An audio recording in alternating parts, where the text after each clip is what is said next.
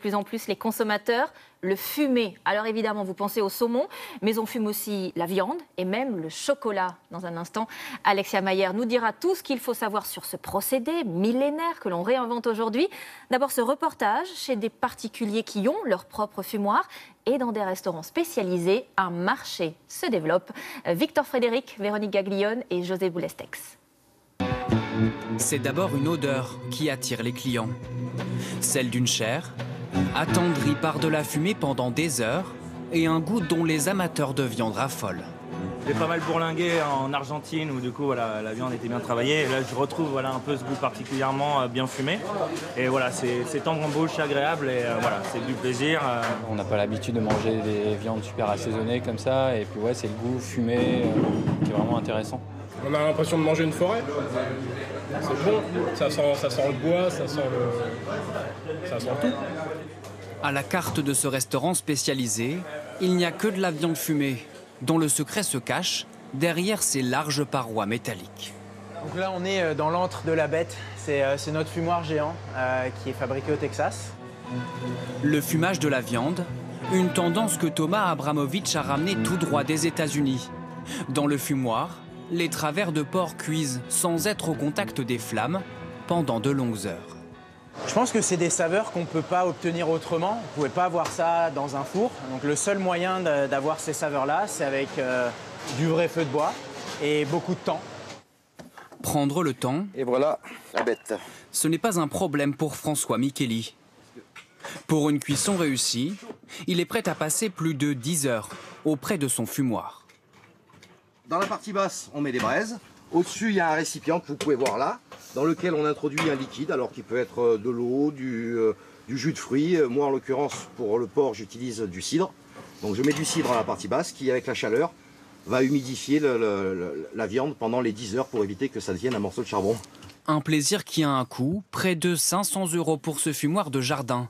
Alors il rentabilise son investissement au maximum. Moi, je fume toute l'année et pendant la période d'hiver, on va dire de fin octobre jusqu'à fin février, je fume mon saumon. Comme François Micheli, la fumaison séduit de plus en plus d'amateurs. Ça va le faire. Et la star des produits fumés, c'est encore et toujours le poisson. À Quiberon, depuis 40 ans, ce fumoir familial connaît un succès grandissant.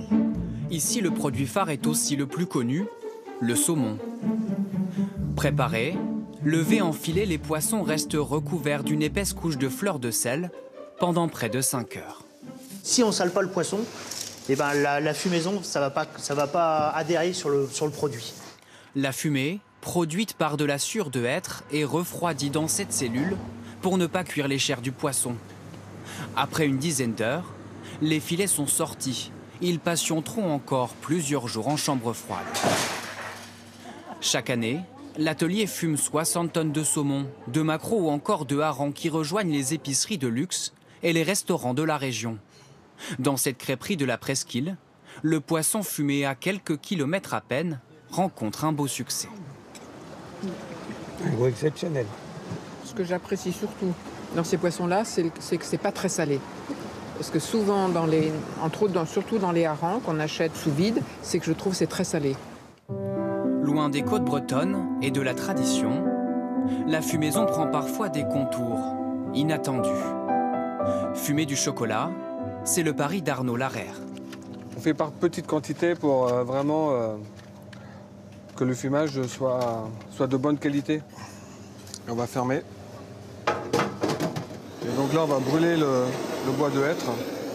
Le chocolat concassé infuse, enveloppé de fumée pendant au moins 5 heures. Résultat, une saveur complexe et un produit réinventé. Il y a le chocolat qui arrive déjà avec toutes les saveurs du cacao, l'acidité, le fruité du chocolat. Et derrière, vous avez un peu ce côté fumé qui arrive, comme si on rajoute un peu de la fleur de sel, ouais. Le même principe. Et après, vous avez une très très belle longueur en bouche. Longueur en bouche, acidité fruitée, c'est l'avis de l'expert. Mais en boutique, qu'en pensent les clients? Du tabac, un peu poivré. Barbecue. le whisky un peu fumé, choses comme ça. Oui, un souvenir au coin du feu en hiver.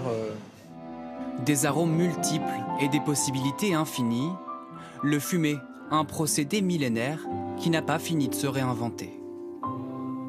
Alexia Mayer, toutes ces recettes fumées suscitent de plus en plus d'intérêt. Alors soyons précis, est-ce qu'on peut utiliser tous les bois pour le fumage? Non, il faut absolument utiliser de la sciure ou des copeaux de bois non traités afin d'éviter bien sûr la présence de solvants, de colle ou de pesticides qui sont dangereux pour la santé. Les essences de chêne, de hêtre, de bouleau ou d'érable sont fréquemment utilisées et chaque bois va donner un goût différent à l'aliment que vous voulez fumer. Idem pour les herbes aromatiques, on peut fumer des viandes ou poissons avec du thym, de la sauge ou du romarin par exemple. Et pour la santé, ces produits fumés sont-ils bons?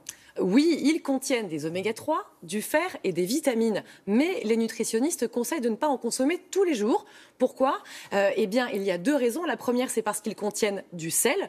Les recommandations de consommation de sel sont de 6 grammes par jour. Et par exemple, le saumon fumé en contient déjà 3 grammes pour 100 grammes contre 0,13 grammes pour le saumon frais. Deuxième raison, ils contiennent des lipides, donc des matières grasses.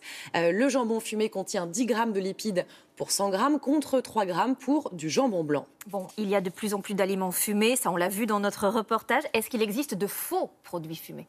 Oui, les aliments fumés portent la mention fumé ou fumé au bois de hêtre, par exemple. Mais il faut se méfier si l'étiquette porte la mention goût fumé, parce que là, il s'agit d'arômes, donc c'est pas vraiment fumé. Et puis un petit conseil, on peut aussi donner facilement chez soi un goût fumé en utilisant du sel ou de l'huile fumée, du whisky fumé par exemple pour aromatiser un tiramisu, ou faire infuser du thé lapsang souchong au goût fumé pour faire une petite sauce. Merci beaucoup pour tous ces conseils, Alexia.